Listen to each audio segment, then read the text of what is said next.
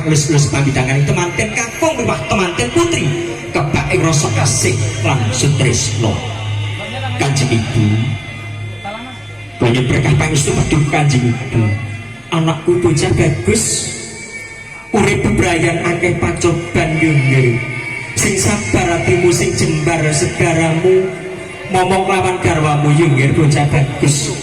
Ndak ibaratake jeneng sira anduweni tanduran. Saya dhuwur tanduramu saya banter angine yo nggih. Pundi panuwun Kanjeng Ibu. Pamujining ibu tansah ketemu gembing astiti lan ngat kula bocah bagus. Pangestunipun ibu kanggo jeneng sira kula. Kuwi panuwun Kanjeng Ibu. Iya. Selesai. Silakan cukupi ambil kiri. Sumedoting pardaya tan bangkit sinayudan. Sakala-kala kalus-lus pamidanganing temanten kakung memah temanten putri. Kebak ing rasa asih lan sutresna. Kanjeng Rama bekti kula kunjuk Kanjeng Rama anakku bocah bagus.